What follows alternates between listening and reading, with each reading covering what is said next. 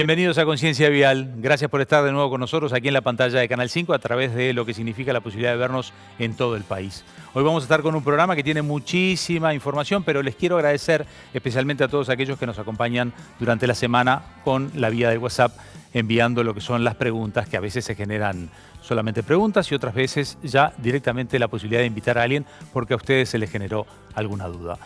Como les decía, tenemos mucho material, momento de empezar a recorrer los informes de hoy. Aquí comienza Conciencia Vial.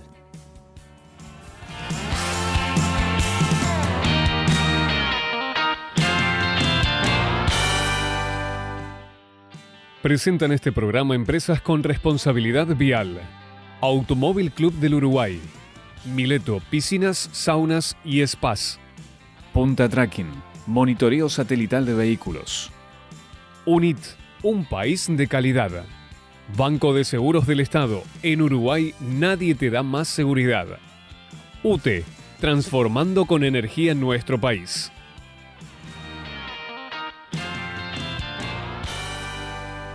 Es un gusto comenzar el programa de hoy con Alejandro Furas. Ya le doy la bienvenida y después lo presento. Es el secretario general de Latin NCAP y Global NCAP. Bienvenido, un gusto que estés aquí con nosotros. Bueno, muchas gracias por la invitación y la verdad que hace bastante tiempo que estuvimos la última vez. Sí, para que conste el registro, un par de veces no pudo venir. Pero porque se tenía que ir a Alemania y esas cosas así. Se lo vamos a perdonar porque además ingeniero, vio que los ingenieros a veces cuando dicen no es no, ¿no? Ingeniero uruguayo que se posiciona muy bien en lo que es Latin NCAP, que Latin NCAP es toda Latinoamérica y Caribe, pero está instalada en Uruguay. O sea, sus oficinas, o por lo menos su sede central, digamos que es en Uruguay. La sede central es en Uruguay y aparte el equipo es 100% uruguayo. Claro, hay otros 2 ingenieros más. Tenemos ingenieros más y aparte tenemos 3 personas que están en comunicaciones y administración. También vale aclararle que la razón por la que estamos acá es un tema de seguridad jurídica y política. Acordemos cuando empezó Latin NCAP era ubicarse en cualquiera de los 3 grandes productores de autos, iba a exponer a poder no funcionar o a una cantidad de problemas. Y Uruguay tiene toda esa seguridad jurídica y política, capital del Mercosur, etcétera, que dio para razonablemente instalarnos acá. Nosotros hemos estado hablando mucho de lo que son las pruebas de Latin NCAP, hemos tenido muchas entrevistas con la gente de Latin NCAP, pero bueno, vamos a retomar un poco. Cada año ha ido mejorando lo que significa el control a los vehículos. Me refiero a que empezaron con pruebas menos exigentes y poco a poco fueron haciendo pruebas más exigentes a los vehículos. Hoy casi que a veces necesitan hasta 3 autos para testear todo lo que quieren testear. Hagamos un raconto rápido de esta historia de Latin NCAP y qué fueron testeando y hasta dónde hemos llegado hoy. Bien, el primeros 3 años de Latin NCAP hacía solamente choques frontales. Y en ese momento siempre se evaluó la seguridad, en ese momento se evaluaba la seguridad pasiva de los ocupantes adultos y niños. Se daba la calificación por separado y se evaluaba solo el choque frontal. Siempre era el choque a 64 km por hora. Siempre igual, eso no cambió. 44% del vehículo impactando. 40%. 40% del vehículo impactando contra una zona casi rígida. Exactamente. Que 64 km por hora en ese impacto, en una calle, ¿a qué velocidad? En eso, desde el punto de vista energético, estamos hablando de que 2 autos que en el punto de choque se encuentran a 55 km por hora. Claro. Eso quiere decir de que esos autos venían a velocidades bastante mayores y que hubo alguna intencionalidad de frenado. Si para tener una referencia, si vemos algunos choques famosos que hemos lamentablemente tenido en nuestro país en el último tiempo, con autos que Latin NCAP testeó, y vemos la deformación de los autos que testeó Latin NCAP en las imágenes de los videos y lo comparamos con lo que después se ve en la vida real, hay una similitud bastante importante en choque de alta velocidad en la ruta. Bien. O sea que lo primero que testeaban era con un solo auto, porque también esto implica, y ya lo vamos a aclarar en el correo de la nota, que ellos no reciben la plata o no le dan un auto, pueden recibir un modelo que quieran testear, pero en general ustedes tienen que tener la plata, porque son ustedes quienes toman la decisión de qué auto quieren testear, que ya hablaremos cuáles son los criterios. O sea que al principio un auto y un testeo. Exacto. Después de ahí empezamos a evaluar en la segunda etapa el impacto lateral, que era una exigencia solo para las 5 estrellas. O sea, que quería 5 estrellas, tenía que aparte del choque frontal tener el impacto lateral. Estamos hablando de 0 estrellas 2013. Si te daba 0 estrellas, como hasta el día de hoy, un solo auto. Exactamente. No lo vas a testear. No se procedía, exacto. Después de ahí pasamos a una etapa en la cual ya se exigía también el impacto lateral de poste para las 5 estrellas. ¿Qué es el impacto lateral de poste?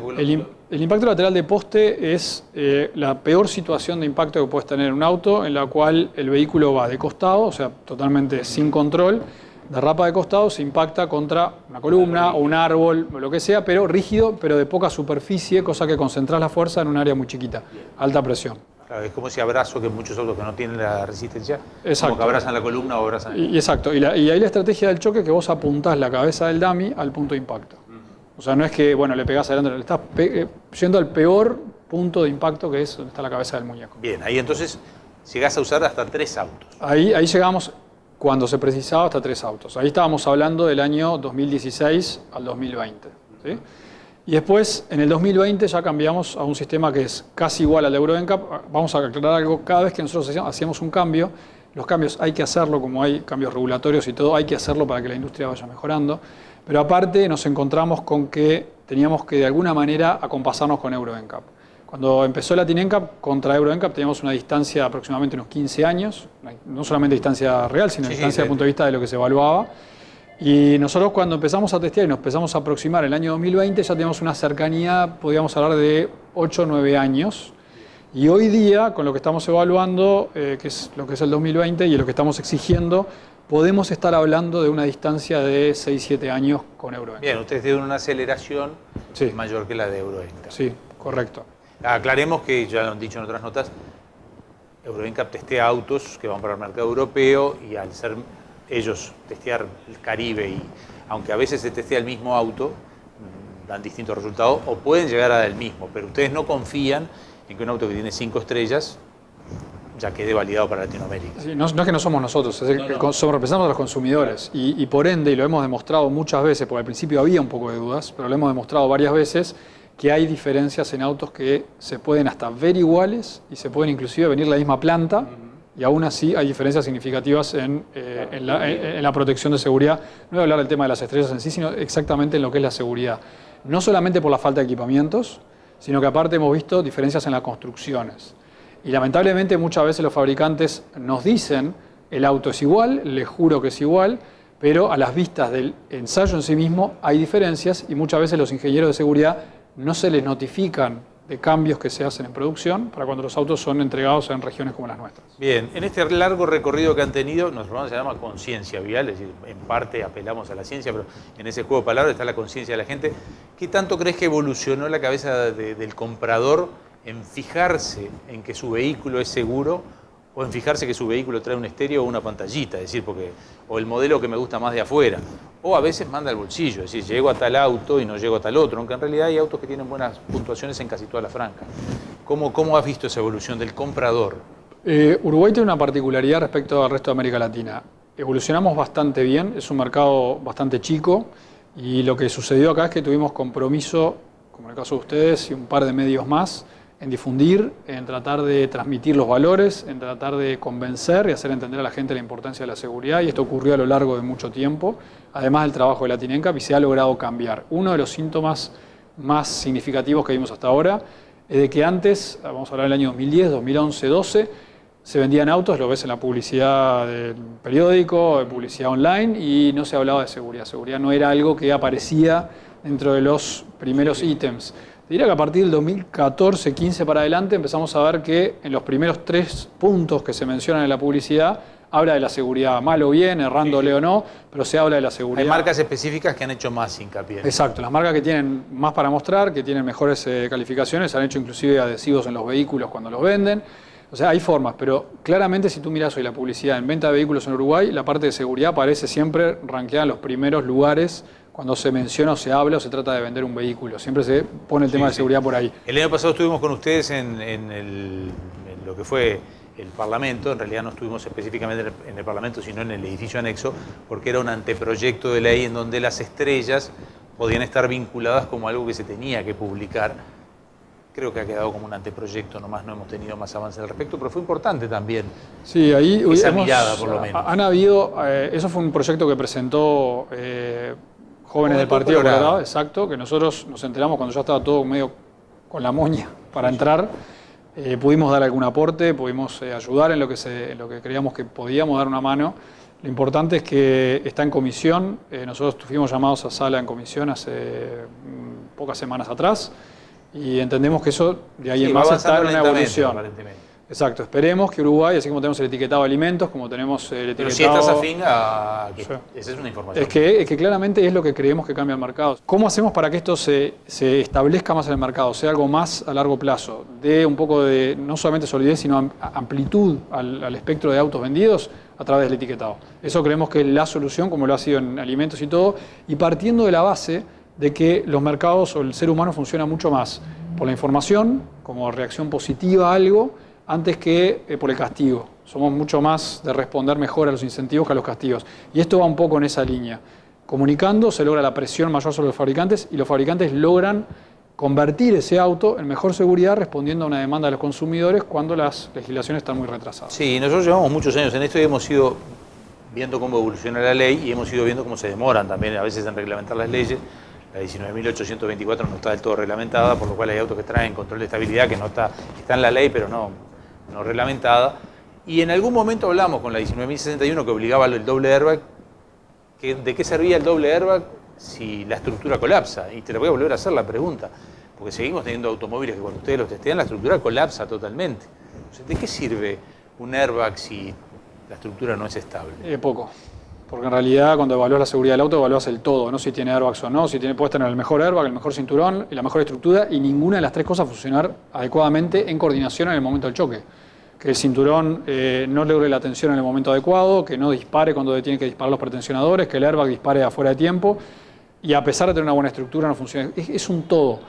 Si tenemos obviamente airbags, tenemos cinturones y la estructura no responde, por mejor airbag y cinturón que tenga, voy a terminar teniendo lesiones de alta probabilidad de fatalidades.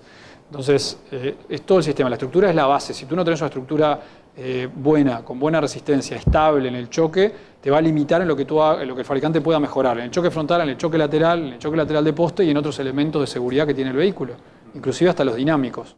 Esta pregunta te la hice hace muchos años y tiene que ver con toda esa ingeniería que vos hablás que trabaja en conjunto. Te la pregunté hace mucho tiempo y tiene que ver con los taxis en Montevideo y la mampara.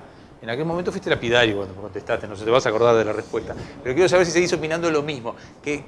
¿Cómo ves la mampara en los taxis? Más allá de que fue un tema de seguridad puntual para los conductores. Vamos a hablar. La seguridad del asalto, de la rapiña, es necesario solucionar ese problema. No lo dejo de lado. Desde el punto de vista de la seguridad del vehículo fue pésima y tenemos muchos casos, lamentablemente, hace creo pocos meses atrás, periodista también muy conocido, con una consecuencia bastante importante, negativa. Ahí a veces se dice no tenía puesto el cinturón de seguridad. No, el cinturón... nosotros hacemos ensayos en los cuales usamos sillas de niño en el asiento trasero. Dentro de poco vamos a empezar a usar adultos en el asiento trasero.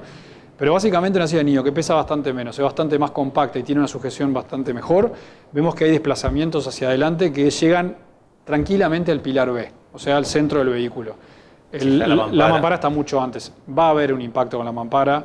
Seguramente lo que sí podemos hablar es de si va a ser de cierto tenor o no. No sabés ni cómo se va a deformar esa mampara. Esa mampara se deforma hacia atrás y menos espacio tenés. Sí, mamparas son rígidas, no tienen elemento de absorción de energía, por lo tanto es como chocarse a una pared a la velocidad que venía en el momento de impacto, 30, 40, 50 km por hora. Y nosotros siempre decimos lo mismo, chocar a 30 km por hora es como caerse en un primer piso. Las lesiones son 30 km por hora, no estamos hablando de velocidades mayores. Entonces, hace rato que la TINENCAP, y vuelvo a repetir la oferta pública, la TINENCAP está dispuesto a hacer un ensayo para demostrar esto que parece obvio, pero necesario. A quien quiera disponer de un vehículo de esos, o ayudarnos a disponer de un vehículo de esos, conseguimos los fondos para poder hacer un test y demostrar esto que estamos diciendo y la urgencia de poderlo solucionar. Sí, porque tú estabas hablando que lo estás demostrando por cómo se corre en un vehículo sin mampara, pero al correrse en un vehículo sin mampara, obviamente con la mampara ocurriría lo mismo. Y aclaremos algo, hay vehículos de taxi con mamparas rígidas, por ejemplo en otros países, pero están con una disposición atrás que no es un vehículo normal, es un vehículo que permite atrás 6 pasajeros. Sí, o viene ya con la estructura que viene con exacto, que viene con la mampara. Está pensado, acá son vehículos normales. Estás hablando del vehículo inglés, por ejemplo. Por ejemplo, que también es una fábrica china la que los hace. Un asiento rebatible mirando hacia atrás. Correcto, y hay amplitud, hay espacio, entonces ahí sí. Ahora, en vehículos como los nuestros, vehículos de pasajeros, tienen los problemas que acabamos de hablar. Nosotros tenemos que hacer una brevísima pausa, pero si está entusiasmado con esto, no se preocupe, no nos vamos de la TINENCAP. Vamos a estar hablando de la TINENCAP porque tenemos un montón de cosas para preguntarle sobre los testeos, sobre los DAMI me preguntaron mucho. Tecnología que ha ido avanzando también con el recorrer de los años, que ya estaremos hablando de qué testean, qué puntos miden y de qué sirven. Así que breve pausa y ya volvemos aquí en el segundo tramo, también con la gente de la TINENCAP.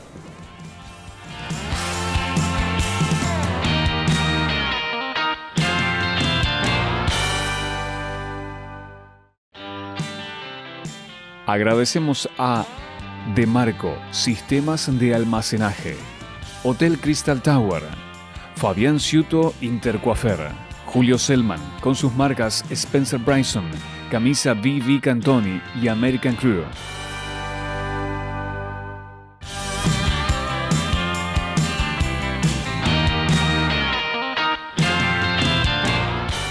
Comenzamos el segundo tramo del programa de hoy. Estamos con Alejandro Furas, el secretario general de Latin NCAP y Global NCAP.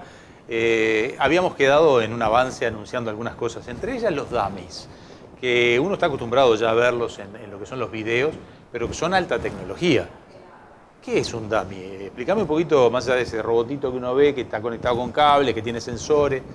¿Qué es? ¿Qué el dummy, si lo ponemos, vamos a ponerlo de esta manera. Parece un maniquí de una tienda de ropa, pero no es. Es un... Creo que es muy caro para un maniquí de ropa, porque ¿cuánto vale? Y cerca, por lo menos $350.000 para arriba. $350.000. Pero lo bueno es que duran por lo menos 35 o 40 años. Ah, bueno.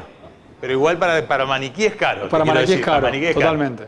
Ahora, el dummy lo que es una simulación, una imitación de un ser humano, desde el punto de vista anatómico, desde el punto de vista de distribución de peso, distribución de dimensiones y también de movimiento. ¿Está calculado hombre-mujer o es un estándar que representa hombre y mujer? A ver, lo que hay son, en los adultos hay tres, si vemos la curva, los tamaños de las personas nos distribuimos en una curva gaussiana, tiene los dos extremos de la curva, en el 95% y el 5% y el 50%. Entonces tenemos tres tamaños de dummy adulto, lo que se llama la mujer pequeña, que es el 5% de la curva, que podría ser un joven, de corta edad, el 50%, que es donde está la mayor concentración de las personas, y el 95%, que es el dummy más grande, es un dummy que mide casi 2 metros. Claro, sería un basquetbolista, por ejemplo.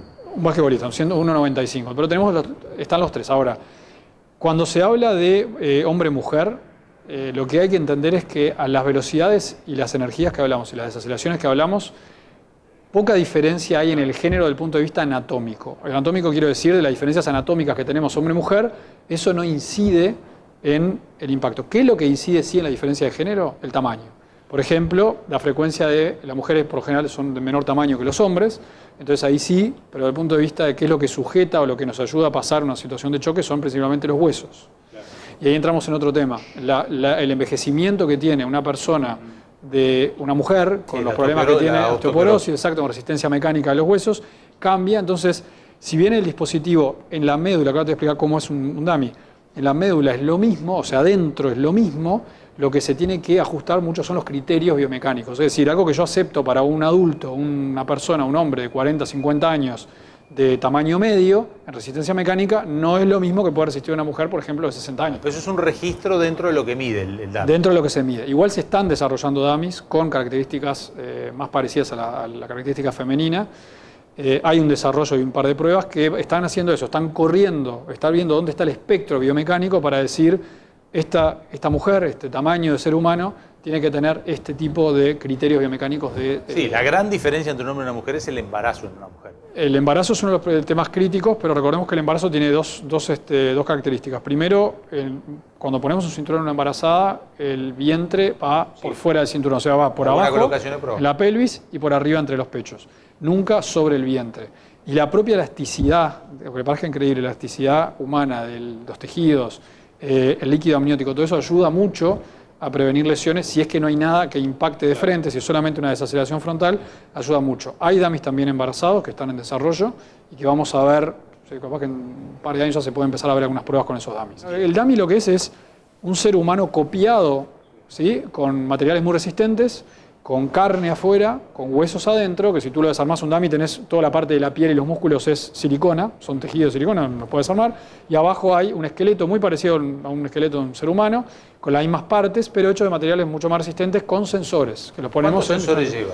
Y podemos tener arriba 40 sensores de información, 40 canales de información en un dummy, hay algunos dummies con más, y para que tengan una idea, cada sensor mide 1000 veces por segundo lo que pasa en ese lugar.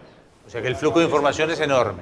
Sí, o sea, en un segundo de choque... 40.000 en un segundo, por ejemplo. Exacto. Cada dummy da 40.000 puntos 40.000 puntos de referencia. O sea, cada lugar me da 1000 veces, o sea, 1000 mediciones por segundo, por 40, eso son lo que tengo de datos para analizar en un segundo. Articulaciones, cabeza, articulaciones, columna. O sea, tiene Eso desde... me imagino que es cantado. Sí, cuello, o sea, todo lo que es la parte de cervicales, lo que es la parte del pecho, la parte del esternón, deformación pectoral, lo que es la cabeza, desaceleración de la cabeza. Eso que puede generar. Exacto, desaceleraciones de la cabeza, látigo, impactos. Obviamente. Rodillas, pelvis, lo que son los fémures, lo que son tibias y peroné también. Sí, porque ahora hay un control de tibia y peroné, sí. Correcto, o sea que tenés para medir básicamente del tobillo a la punta de la cabeza todo lo que es el cuerpo humano. Bueno, la prueba, vayamos a la prueba. Se hace en Alemania, ustedes en realidad son organizaciones sin fines de lucro. Digo ustedes porque hay varias en el mundo, tanto EuroNCAP o hay en Estados Unidos, en Asia, que no sean, aunque no sean NCAP. Digo, son 10. Todas funcionan bajo el mismo sistema. Tienen que conseguir el dinero para poder comprar los vehículos y si alguna empresa les quiere ceder el vehículo, ustedes ponen las reglas de juego.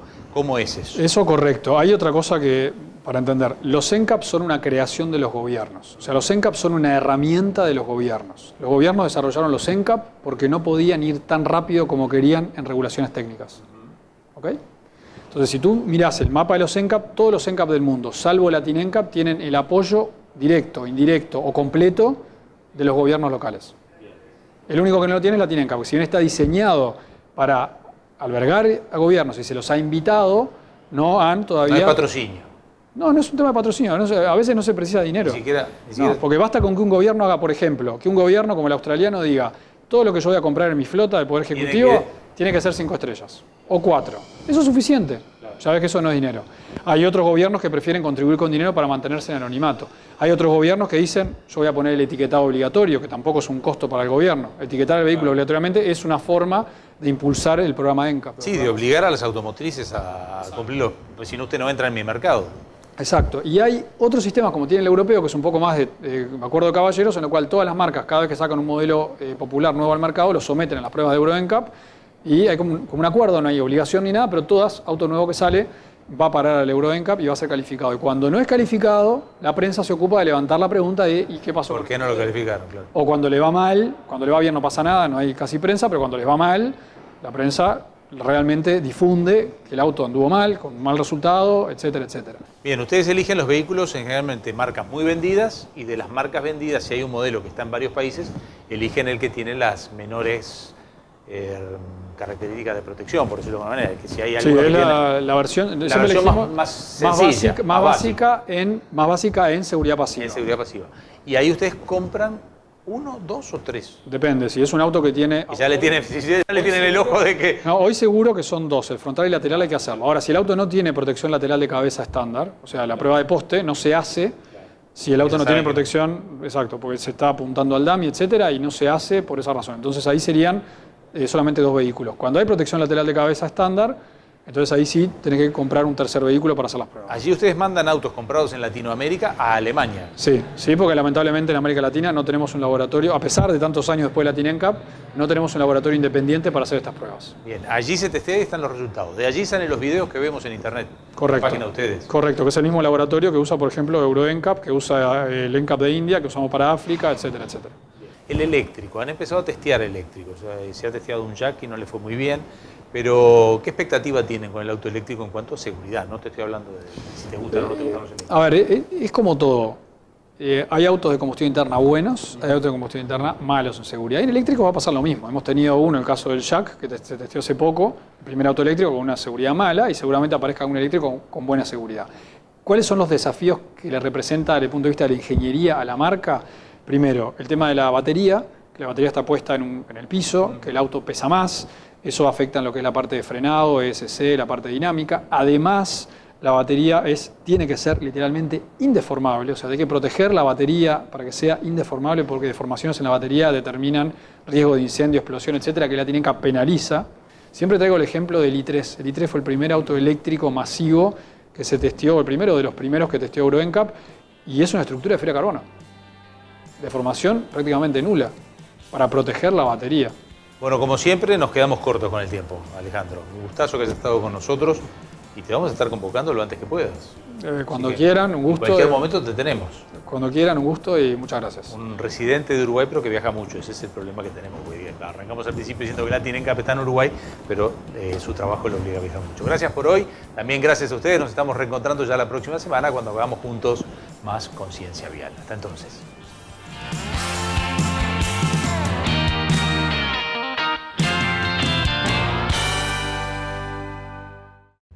Hola, soy Santiago Urrutia y en la Academia de Choferes Seguros de Banco de Seguros del Estado hoy vamos a hablar de cortesía. La conducción agresiva aumenta la probabilidad de siniestros y deteriora la salud por el estado de tensión frecuente. Conducir en forma cortés y evitar riesgos. Manejar bien es el mejor camino para prevenir siniestros. Nos vemos. Banco de Seguro del Estado. En Uruguay nadie te da más seguridad. Presentaron este programa empresas con responsabilidad vial. Automóvil Club del Uruguay. Mileto Piscinas, Saunas y Spas. Punta Tracking, monitoreo satelital de vehículos. UNIT, un país de calidad. Banco de Seguros del Estado. En Uruguay nadie te da más seguridad. UTE, transformando con energía nuestro país.